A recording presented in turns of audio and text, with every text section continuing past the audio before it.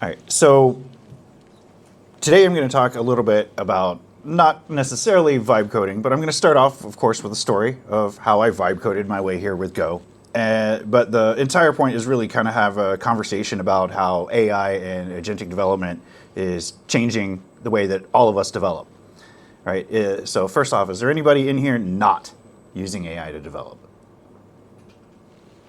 So there's like no hands. Yeah, exactly. So this is pretty common for everyone, and the interesting thing is it's so new. We're all learning, right? So everyone has ideas, everyone has different ways of doing stuff, and it's really kind of exciting for a lot of us because it's new. So this was actually the first app or anything I tried to like vibe code, meaning where I wrote nothing through this app. So we'll kind of like explore that. So I'll talk just real quick, a little brief introduction about Blink Labs, explain what the problem was that I was trying to solve, how we fixed it. My name's on the commits, right? That means I get credit too. And then, talk more about AI-based engineering. So we're gonna have a little class. Created by AI. Created by AI? No, that picture was not created by AI. Excuse me. So Blink Labs started off, we were originally an SPO, so we've been around for a little while working on Cardano, and we switched to Blink Labs the very beginning of 2023 to essentially focus on development. And that was really when a lot of the journey for a lot of our software really started to take off. And so I'm not going to go through a whole lot of this. The main thing is we've grown from just the two of us, me and Aurora, that started it, to 10 employees. And I say employees, they are paid open source contributors. So we have a paid open source contributor program where we've been paying people to work on open source part-time, very similar to like what Intersect's been doing, but we've been doing it for about a year and a half now. And so how did I vibe code my way here? First off, again, kind of trying to describe the problem. So I wanted to use an agent and use agentic coding to completely write the application to get me here. Now, TXPipe had provided a nice example in TX3. I'm a Go developer. I didn't want to go and learn TX3. I know that was the point. But, I don't like the list of the things. So one of the things to note is I wrote none of the code used to create this transaction. And then the caveat is, or did I? Now, I didn't write any of this code, but when we see what I did to actually build it, you might question that. So this is the top of the README from the sign up app. And essentially what I did was I built a CLI tool that was capable of signing up for Builderfest. And the idea was, it would use things that I was already aware of in the ecosystem and piece them together. And then I wanted to show it a piece of code I've never used before and knew nothing about, and see if I could get it to produce output that is something I am familiar with.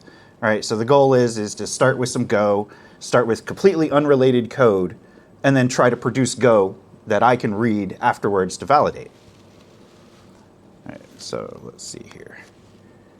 All right, so the initial setup was I was using Claude Code. Are you guys familiar with the different frameworks? I'm using Claude Code on the command line. That's kind of my preferred. So I started with initializing it. And this was probably the hardest part. And it really wasn't that hard, but it was probably the hardest part. And that was trying to figure out exactly what to tell Claude to do to start with. And so I started with a completely empty repo, and I told it, I want to create a repo where I'm going to document vibe coding this app. Right, and told it what we were doing. Told it that we were going to vibe code. We wanted to document as we went. So it was to use Claude MD as documentation.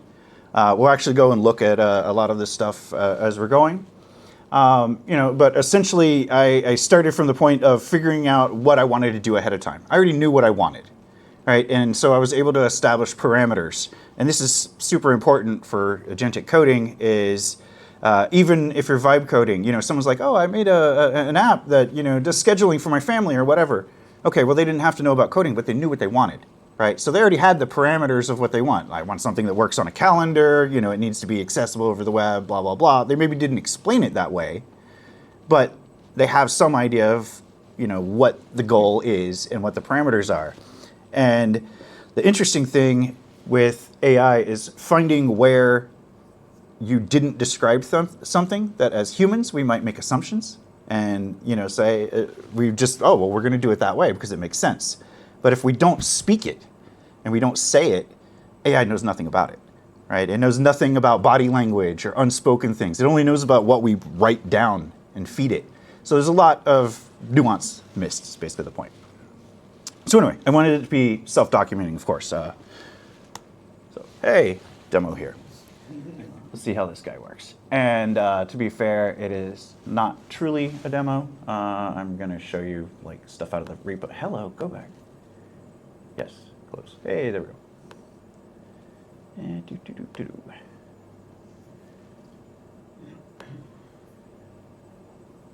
All right, so as I said, we're going to go through it. The point of this was supposed to be it works just like any other app that we have. So it's a pretty quick checkout. There's a env file, and we're already going to see some fun stuff with env files. Who's accidentally had an env file get committed? Me, right here in this repo, you'll see. So, with that in mind, we can see, it does look pretty much like a pretty typical app. The entire point was supposed to be I could go and I could tell it, and first off, I could test it. So it needed to support both the preview testnet and then also support mainnet. And then, I should be able to feed it an address and feed it the things I need for it to be able to sign up. So easy enough. The CLI queries the back end. Now, I'm going to show you the prompts that created all this. So this is, of course, the results as we're going through. There's no architecture doc. It's actually in CloudMD, which kind of makes it nice. We'll read that in just a minute. And the last thing was we produced my ticket, and we have our proof transaction. So looking through the CloudMD, once again, I said this guy was pretty self-documenting. So the way that I had it was I wanted it to document all the things that we used. And so first off, a little bit of the cheating was I already knew about a lot of these things, right? I already know pretty much all of these libraries, half of them I write. So, I had a leg up already in what I was telling it to do. I was very, very guided in how I wanted it to build.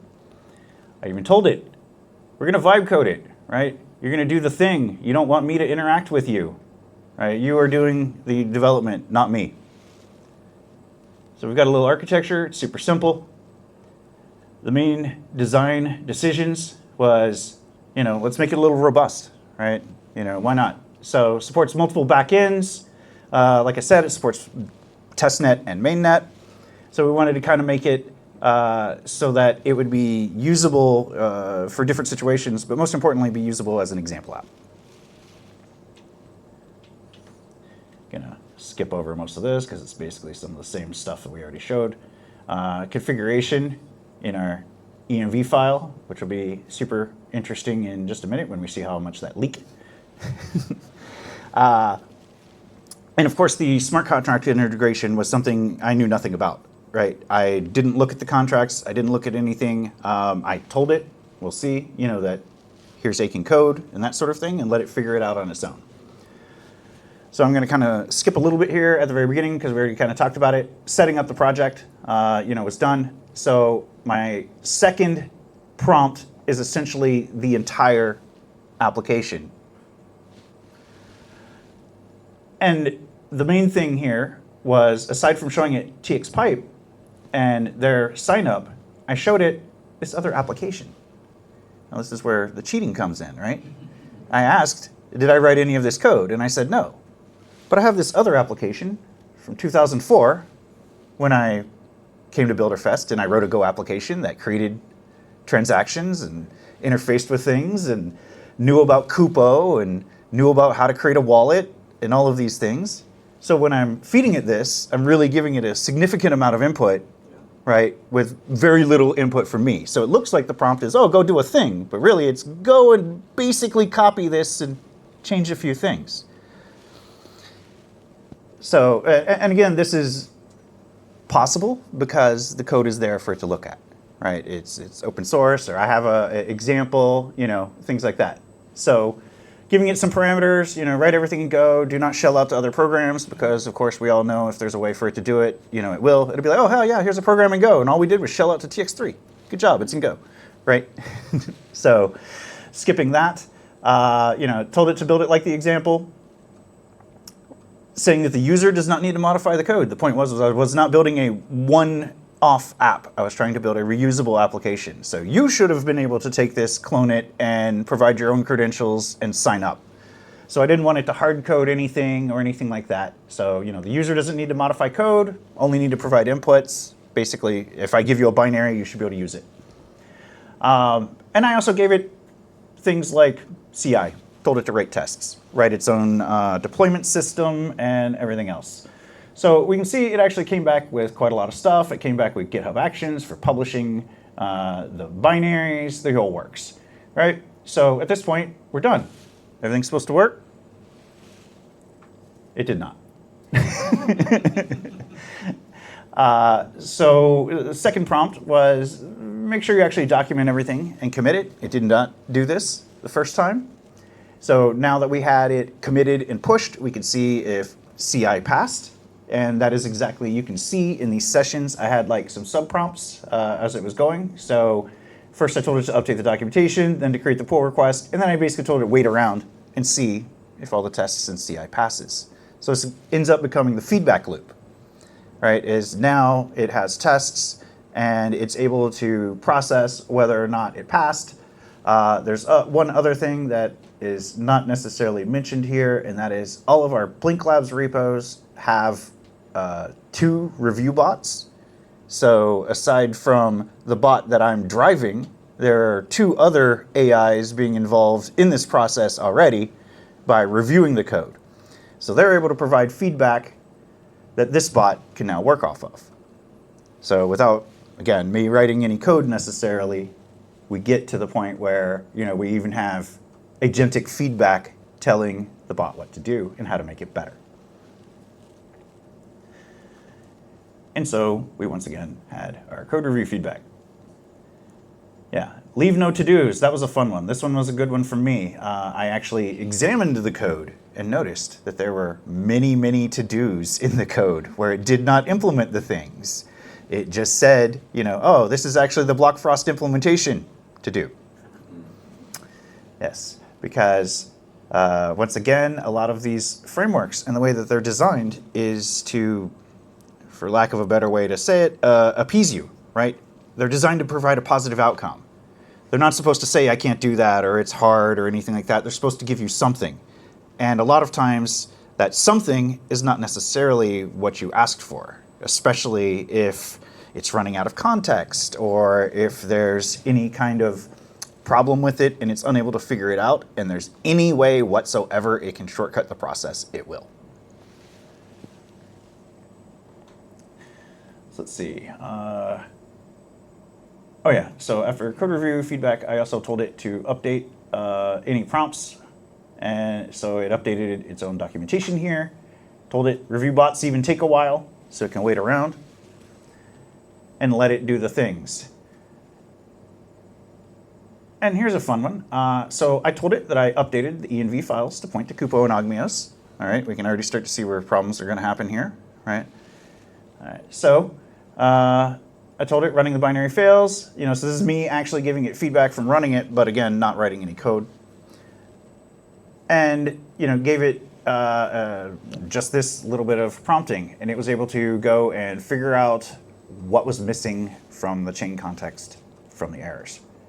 So again, it's doing a lot of work and figuring out a lot of things entirely on its own from the code.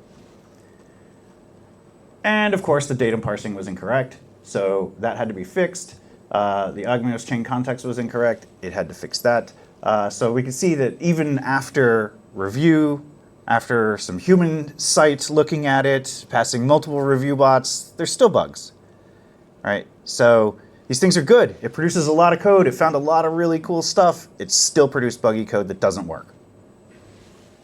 All right, so finally, we got it tested.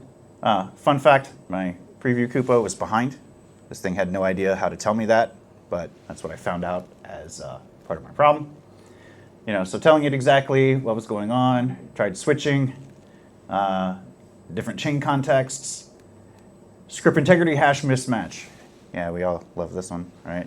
Trying to talk to a smart contract. So you can see there's a bit of prompting, insufficient fee calculations. I mean, all sorts of little fun things that happen.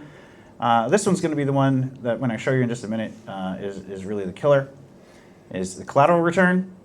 So remember, I told it way up here that it had an env file, right?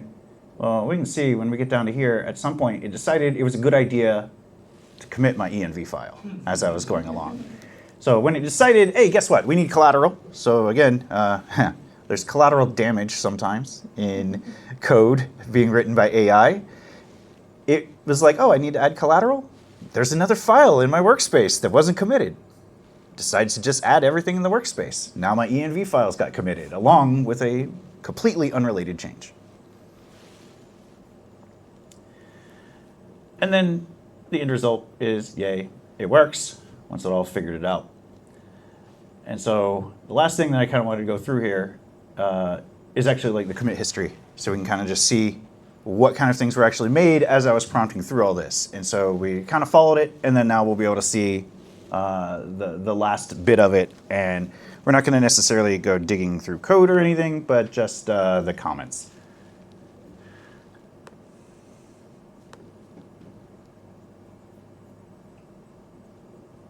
There's only it. It's not a lot. Don't worry, guys.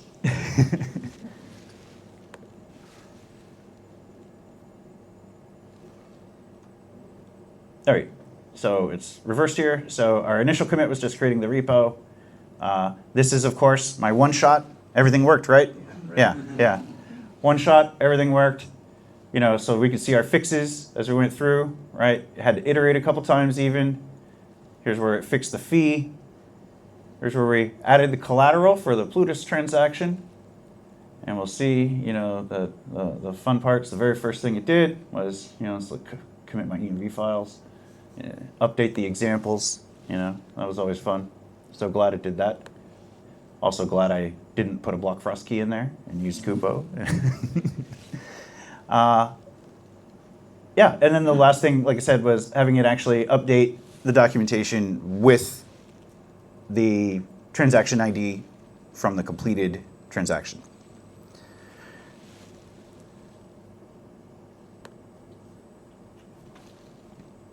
And I believe I skipped. And we're going backwards. Hey, all right. Okay, so there's essentially different levels of creating agentic AI development.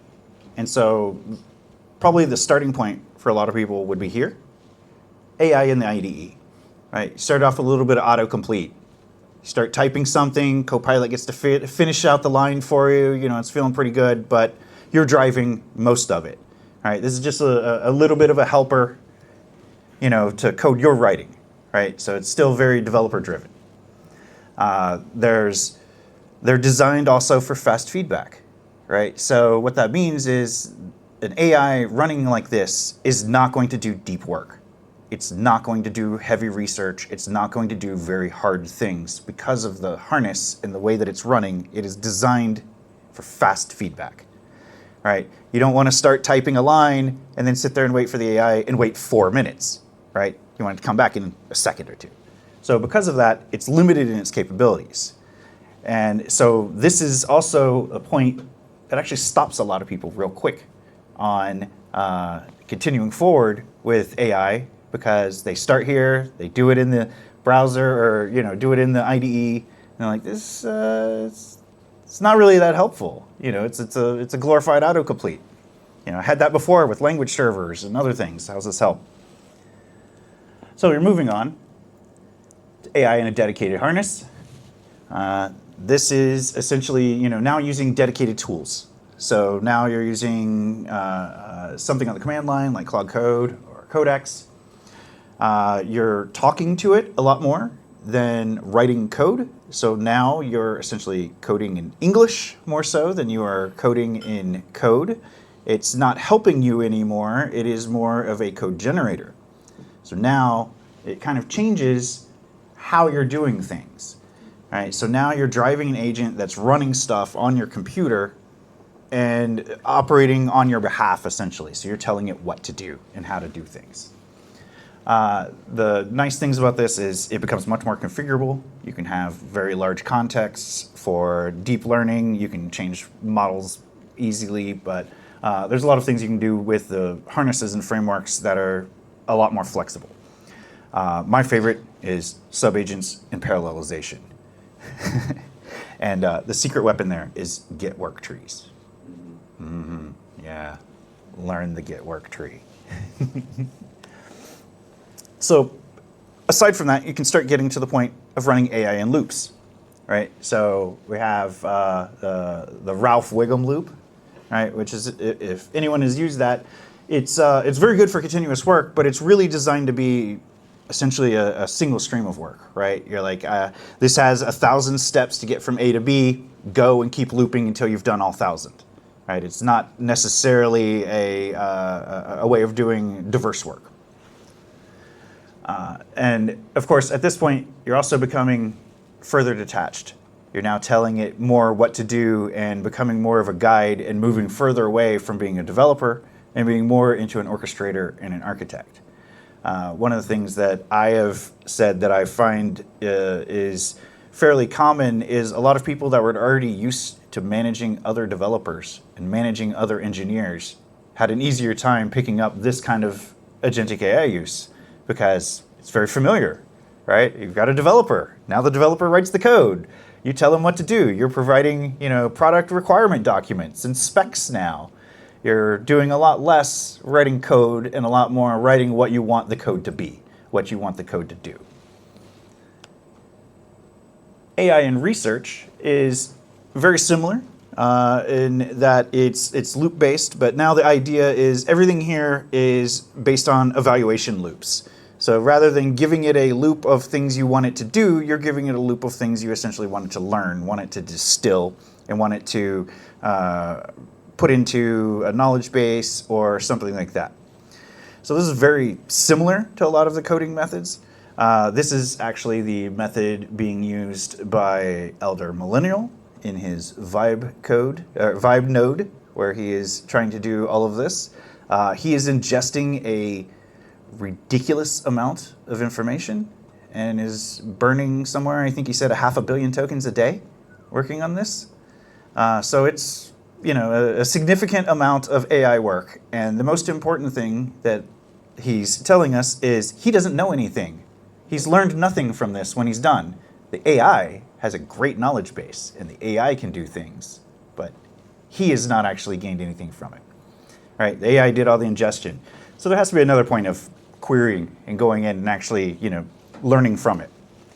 And the interesting thing about this is it's essentially test-driven development in God mode, right? It's just going to continue going and doing things and testing and evaluating and deciding whether or not something is good or bad. And that's essentially how it works. And then the last is probably the most hyped recently, right?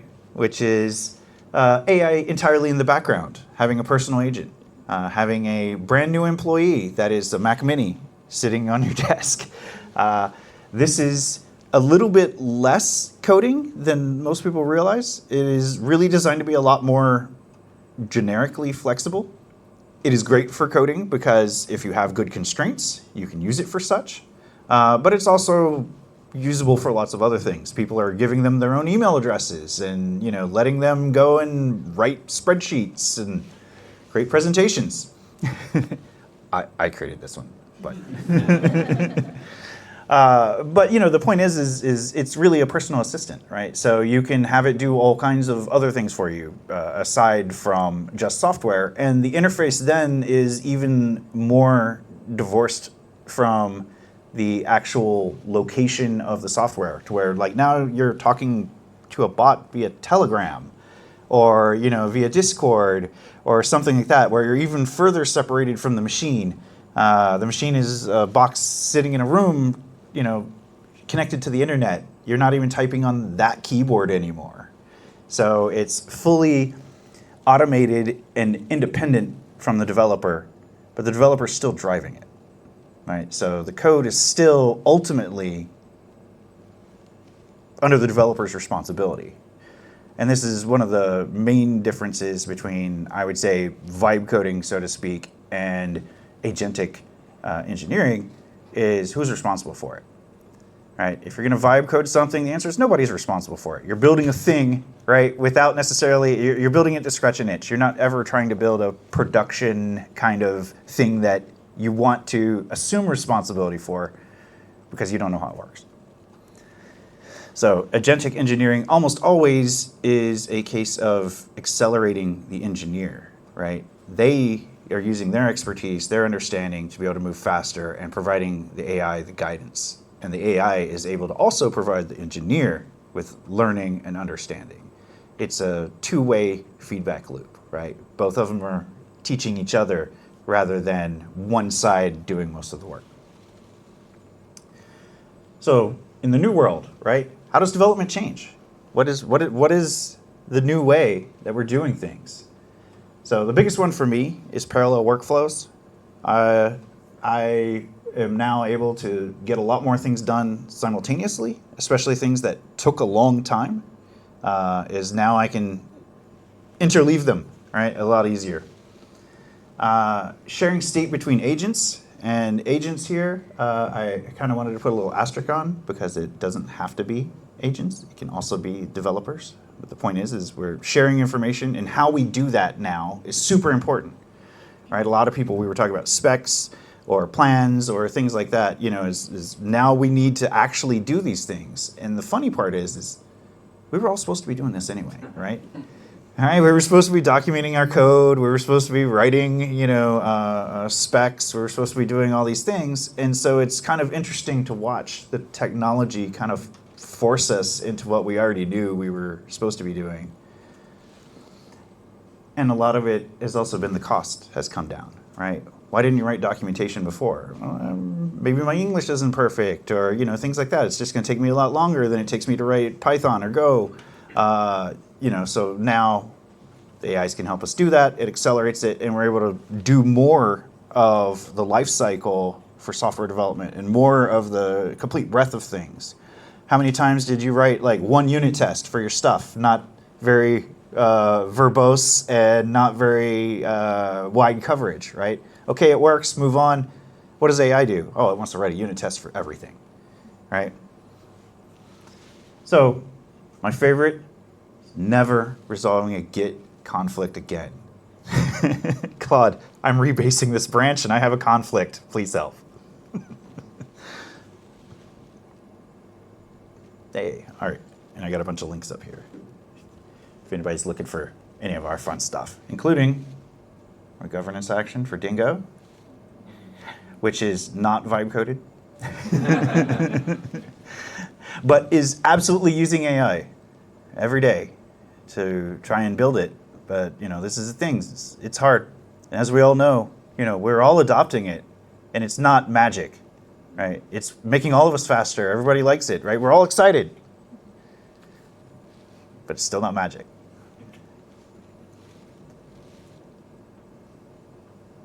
Anybody have any questions or anything? I have one. No, go ahead. I was wondering, I see that as you progress through the slide, like you always saw another step to the pipeline of what the agents can do. Did you think to use an agent for DevOps as well? So this is the software now running. My Dingo block producer on preview is being run by Codex right now. So yes, it knows where it is. It knows where everything is. My development machine, I run Kubernetes locally. It knows where it is. I tell it, you have a Kubernetes cluster right here. You can put whatever you want in it, do whatever you want.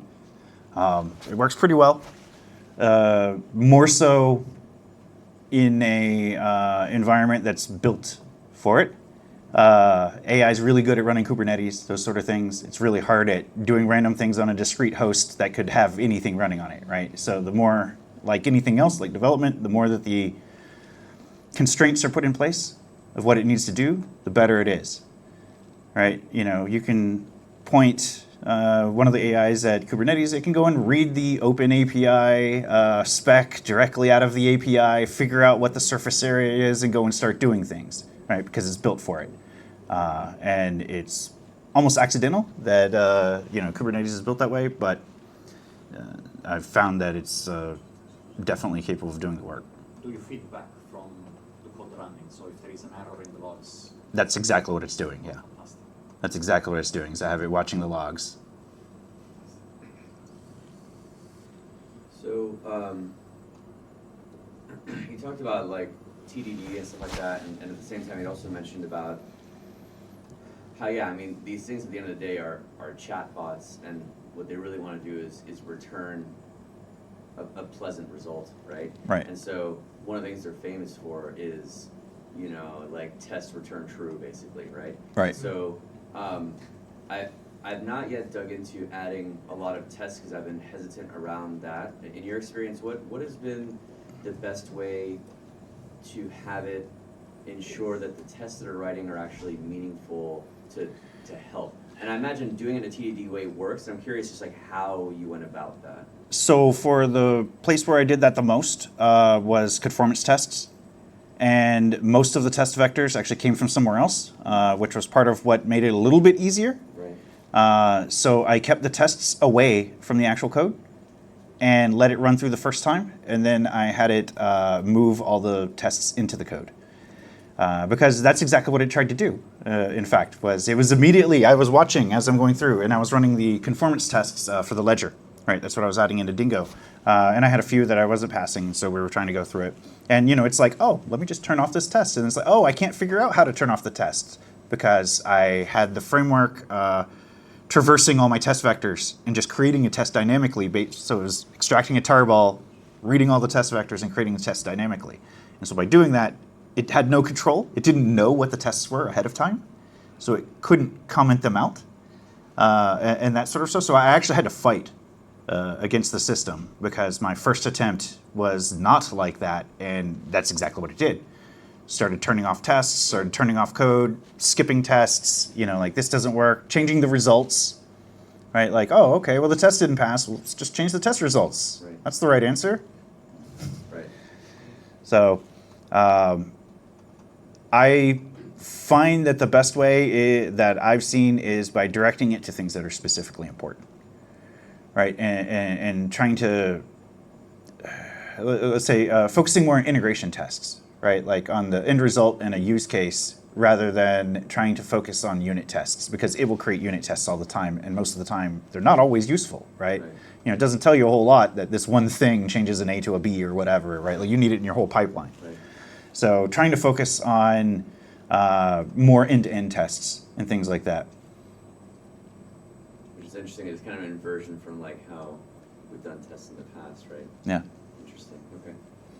Yeah, and that's where also these frameworks help, right? Because a lot of the things with setting up integration testing was setting up all the harness you needed to run the integration tests, right? Like maybe you need synced nodes, you need like all of these sort of things, right? And now it's a lot easier to build all of that harnessing around it. Right. Or it used to be really fickle and you stick on unit tests because you don't have a brittle testing. Now you want Exactly. it because then when it breaks, it has to fix it. Right. Yeah, that makes sense. That's cool. That's interesting.